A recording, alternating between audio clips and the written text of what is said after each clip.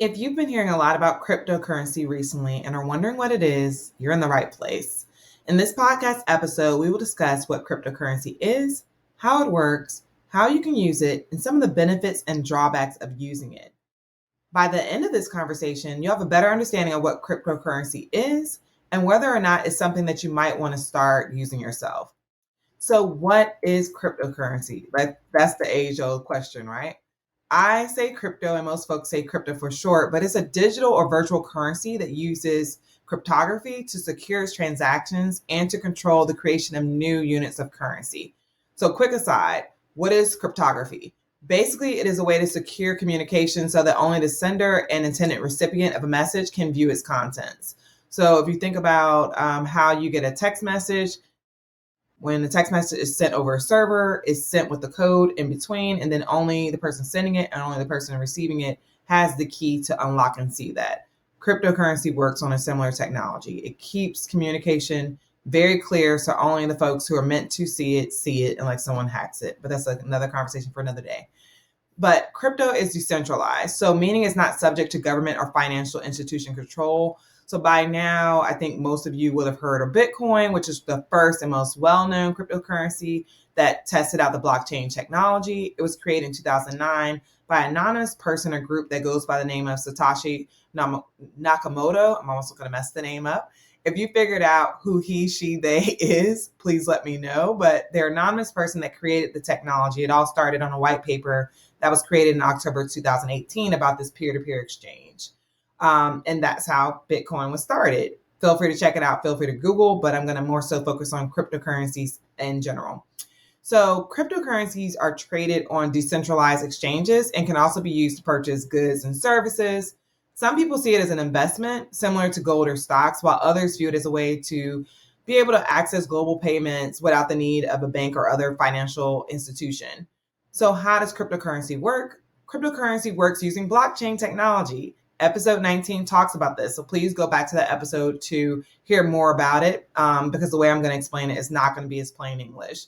But blockchain technology, it allows you to have a digital ledger of all cryptocurrency transactions. It is constantly growing as completed blocks are added to it with new set of recordings. So each block contains a cryptographic hash of a previous block, a timestamp, and the transaction data. And then the nodes are used in that blockchain to differentiate and make sure that transactions are legitimate from transactions that are attempting to respin cryptocurrency that's been already used before. So basically, like we talked about in episode 19, blockchain Decoded, it allows you to understand what blockchain is. So please go back there. But cryptocurrency works on that technology. So what are some of the ways that you can use crypto instead of just buying Bitcoin, right? When most people think of cryptocurrency, the first thing that comes to mind is Bitcoin. And it's true that Bitcoin is the most well-known form of cryptocurrencies, but there's a whole bunch of other cryptocurrencies that are popping up. And many people don't realize that there are actually many different legal uses. Let me say it again, legal uses for cryptocurrency today.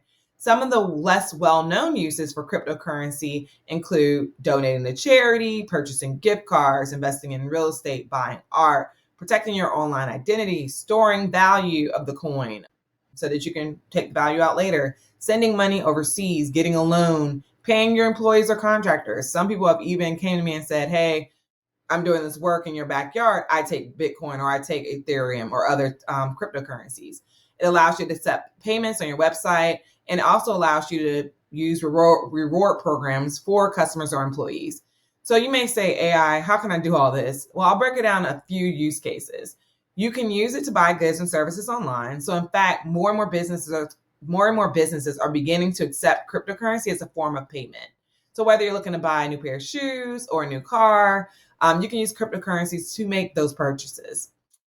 If you've ever tried to send money overseas, you know that can be a hassle. You have to go through a bank or other financial institution, and they typically charge very high fees. But with cryptocurrency, you can send money anywhere in the world quickly and easily and without those silly fees that they attach to it.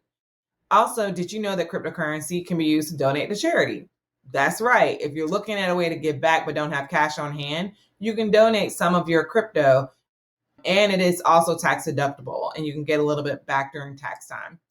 So those are just a few ways that people use cryptocurrency today. So what are some of the benefits of using cryptocurrency?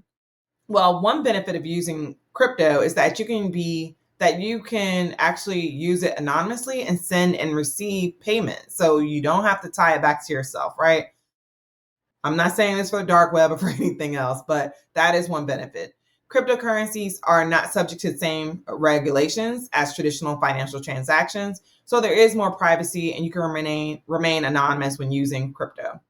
Additionally, cryptocurrency is often seen as a more secure transaction than traditional currencies because it is decentralized and not subject to government or financial institution control. Also, is believed to be least likely to be hacked or stolen. However, they have been hacked and or stolen, so just keep that in mind.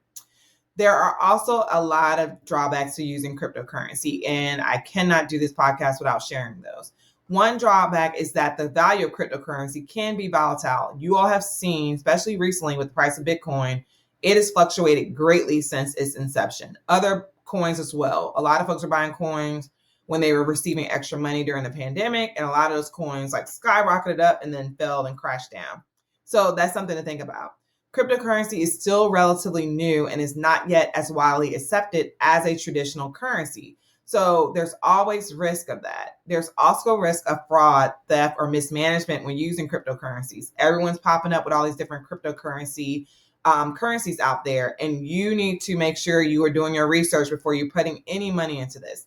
You all may have heard a lot of buzz around FTX lately. That is one space where we've seen that in the last few weeks. So if you are not aware of what's happening with FTX, please Google and you will learn a lot about how that cryptocurrency went on a rise very quickly. I think it started in 2019 and has fallen very quickly.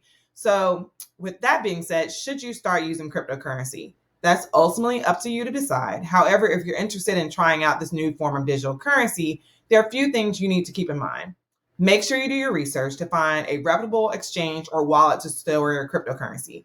You need to make sure your cryptocurrency is in a wallet that has authentication, two-factor authentication, codes and things like that that can keep others away from it so it cannot be stolen. Please do your research. Do not just buy on exchanges and leave it there. A lot of people buy on an exchange and then take it to their wallet.